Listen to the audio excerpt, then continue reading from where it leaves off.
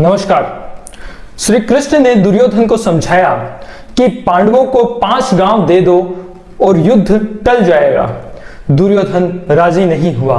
श्री कृष्ण यह जानते थे कि जिसके बल पर दुर्योधन युद्ध को उतावला है वो कोई और नहीं, कर्ण है। श्री कृष्ण ने इस बार कर्ण को भी समझाया कि वो दुर्योधन का साथ छोड़ दे और अपने असली परिवार के साथ आ जाए, पांडव बनकर राज्य भोगे। लेकिन कर्ण दुर्योधन की मित्रता को धोखा देने पर सहमत नहीं हुआ। उसने श्री कृष्ण से साफ कह दिया कि मित्रता बड़ा अनमोल रतन, कब उसे तोल सकता है धन। जीवन का मूल्य समझता हूं, धन को मैं धूल समझता हूं। अब युद्ध निश्चित था और यह भी निश्चित था कि कर्ण जब तक कौरवों के साथ है और जब तक कर्ण का कवच और कुंडल उसके साथ है, दुर्योधन को हराना असंभव होगा। आज रश्मि रथी के चौथे सर्ग के पहले भाग में आप सुनेंगे कि कैसे श्री कृष्ण के कहने पर देवराज इंद्र ब्राह्मण बनकर आते हैं और दानवीर कर्ण से उसके कवच और कुंडल का दान मांगते हैं। कर्ण का कवच और कुंडल कोई ऊपर से पहना हुआ वस्त्र या जेवर नहीं था कि उतार के दे दिया, उसके बदन का हिस्सा था। यह दान देने का मतलब था अपनी चमड़ी छीलकर दान कर देना और अर्जुन के हाथों अपनी मृत्यु का ताम्र पत्र पर हस्ताक्षर कर देना। राष्ट्र कवि दिनकर के शब्दों में सुनिए रश्मि रथी का यह दिल दहला देने वाला प्रसंग। प्रेम यज्ञ अति कठिन, कुंड में कौन वीर बलि देगा। तन मन धन सर्वस्व होम कर अतुलनीय यश लेगा। हरि के सम्मुख भी न हार जिसकी निष्ठा ने मानी। धन्य धन्य राधेय बंधुता के अद्भुत अभिमानी। पर जाने क्यों नियम एक अद्भुत जगत में चलता है। भोगी सुख भोगता तपस्वी और अधिक जलता है। हरियाली है जहां जलद भी उसी खंड के वासी। मरु की भूमि मगर रह जाती है प्यासी की प्यासी। और वीर जो किसी प्रतिज्ञा पर आकर अड़ता है, सचमुच उसके लिए उसे सब कुछ देना पड़ता है। नहीं सदा फिशिका दौड़ती द्वार पाप का पाकर। दुख भोगता कभी पुण्य को भी मनुष्य अपनाकर। पर तब भी रेखा प्रकाश की जहां कहीं हस्ती है, वहां किसी प्रज्वलित वीर नर की आभा बसती है। जिसने छोड़ी नहीं लीक विपदाओं से घबराकर। दी जग को रोशनी टेक पर अपनी जान गंवाकर। नरता का आदर्श तपस्या के भीतर पलता है। देता वही प्रकाश आग में जो अभीत जलता है। आजीवन झेलते दाह का दंश वीर व्रतधारी। हो पाते तब कहीं अमरता के पद के अधिकारी। प्रण करना है सहज कठिन है लेकिन उसे निभाना। सबसे बड़ी जांच है व्रत का अंतिम मूल्य चुकाना। अंतिम मूल्य न दिया अगर तो और मूल्य क्या देना। करने लगे मोह प्राणों का तो फिर प्रण क्या लेना। सस्ती कीमत पर बिकती रहती जब तक कुर्बानी, तब तक सभी बने रह सकते हैं त्यागी बलिदानी। पर महंगी में मोल तपस्या का देना दुष्कर है। हंस कर दे यह मूल्य न मिलता वह मनुष्य घर घर है। जीवन का अभियान दान बल से अजस्त्र चलता है। उतनी बढ़ती ज्योति स्नेह जितना नल्प जलता है। और दान में रोकर या हंसकर हम जो देते हैं, अहंकार बस उसे स्वत्व का त्याग मान लेते हैं। यह न स्वत्व का त्याग दान तो जीवन का झरना है। रखना उसको रोक मृत्यु के पहले ही मरना है।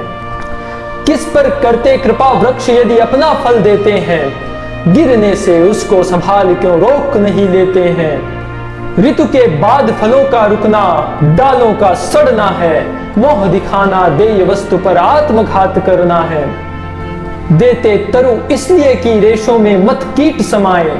रहे डालियां स्वस्थ और फिर नए नए फल आए। सरिता देती बारीकी पाकर उसे सुपूरित घन हो। बरसे मेघ भरे फिर सरिता उदित नया जीवन हो। आत्मदान के साथ जगत जीवन का ऋजु नाता है। जो देता जितना बदले में उतना ही पाता है।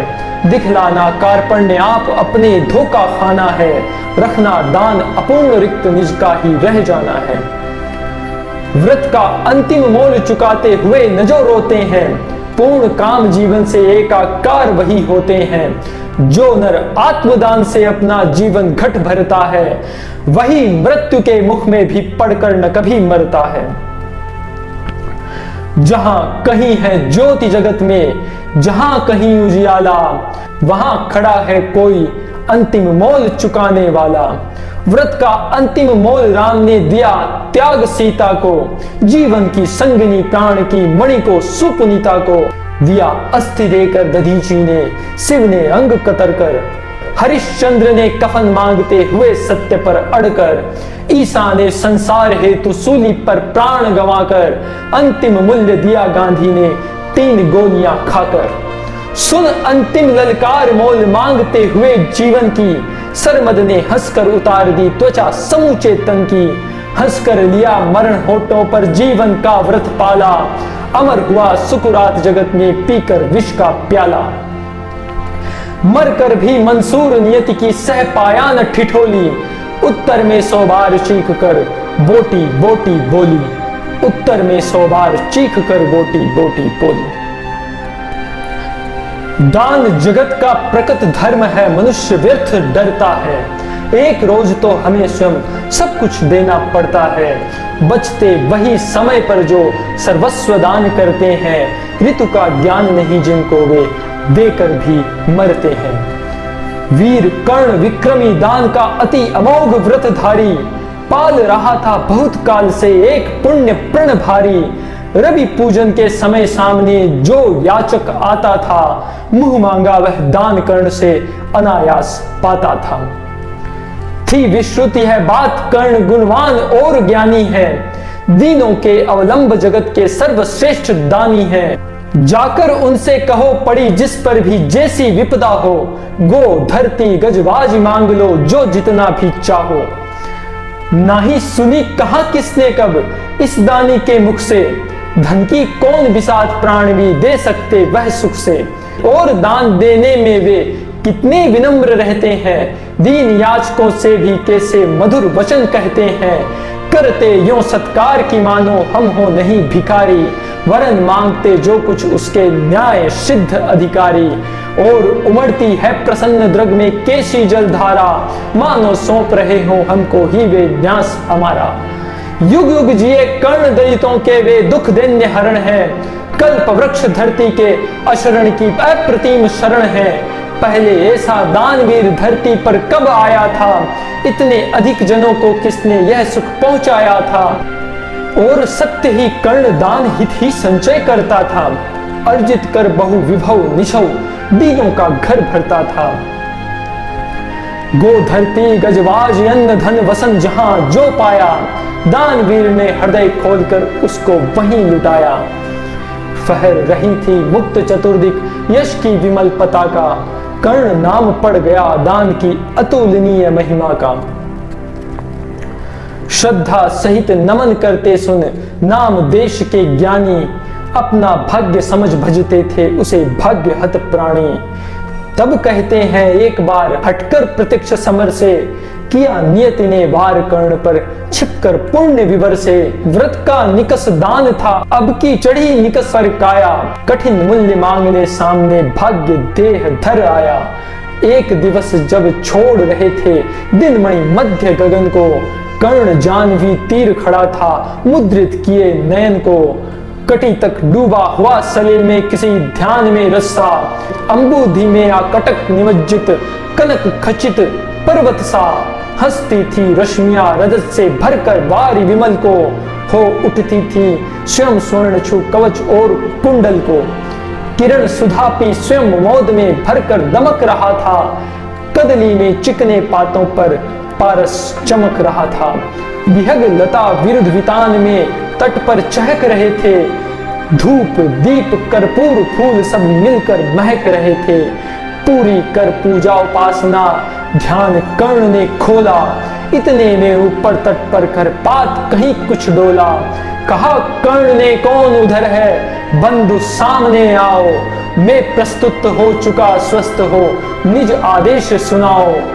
अपनी पीड़ा कहो कर्ण सबका विनीत अनुचर है, यह विपिन का सखा तुम्हारी सेवा में तत्पर है। मांगो मांगो दान अन्न या वसन धाम या धन दूं, अपना छोटा राज्य की यह क्षणिक क्षुद्र जीवन दूं। मेघ भले लौटे उदास हो किसी रोज सागर से, याचक फिर सकते निराश पर नहीं कर्ण के घर से। पर का दुख हरण करने में ही अपना सुख माना, भाग्यहीन मैंने जीवन में और स्वाद क्या जाना।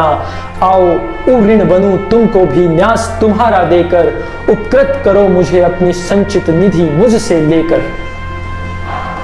अरे कौन है भिक्षु यहाँ पर और कौन दाता है, अपना ही अधिकार मनुज नाना विधि से पाता है।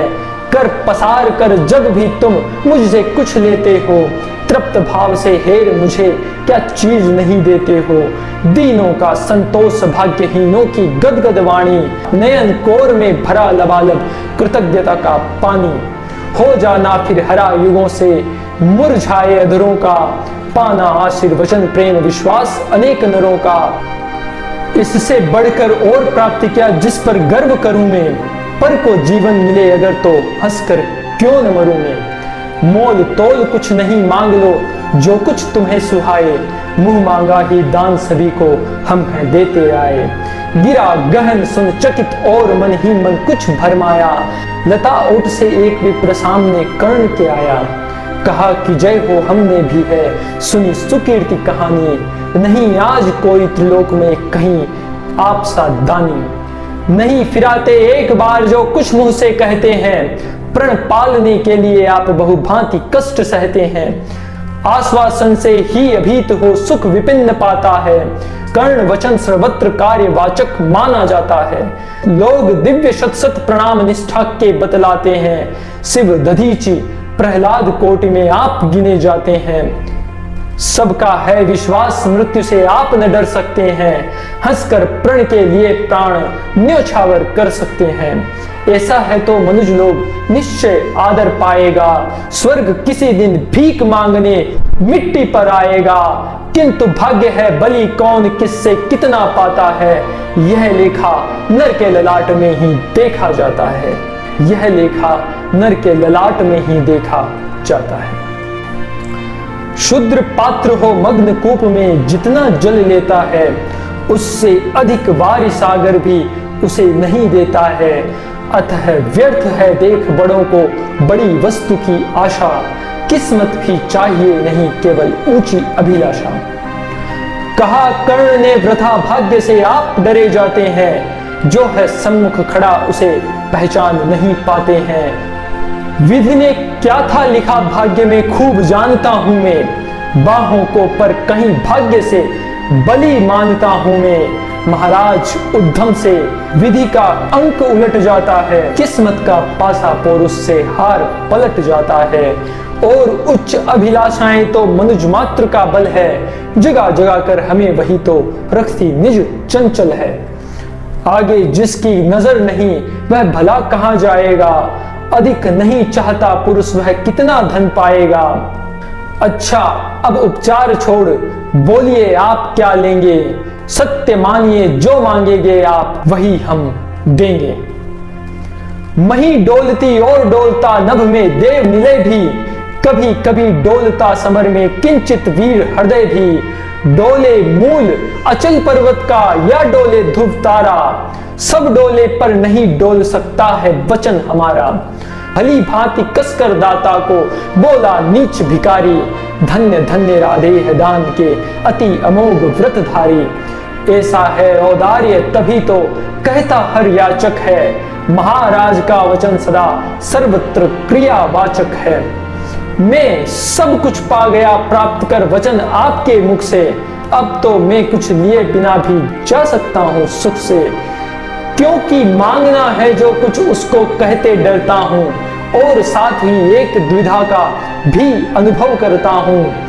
कहीं आप दे सके नहीं जो कुछ मैं धन मांगूंगा, मैं तो भला किसी विधि अपनी अभिलाषा त्यागूंगा। किंतु आपकी कीर्ति चांदनी फीकी हो जाएगी, निष्कलंक विधु कहां दूसरा फिर वसुधा पाएगी।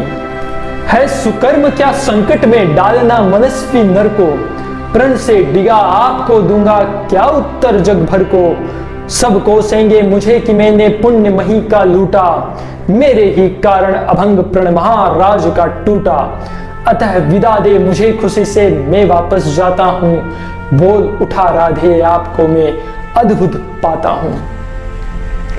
सुर है या कि यक्ष हैं अथवा हरि के मायाचर हैं, समझ नहीं पाता कि आप नर हैं या योनितर हैं। भला कौन सी वस्तु आप मुझ नश्वर से मांगेंगे, जिसे नहीं पाकर निराश हो अभिलाषा त्यागेंगे। गो धरती धन धाम वस्तु जितनी चाहे दिलवा दूं, इच्छा हो तो शीश काट कर पद पर यहीं चढ़ा दूं। या यदि साथ लिया चाहे जीवित सदैव मुझको ही, तो भी वचन तोड़कर हूंगा नहीं विप्र का द्रोही। चलिए साथ चलूंगा मैं साकल्य आपका ढोते, सारी आयु बिता दूंगा चरणों को धोते धोते।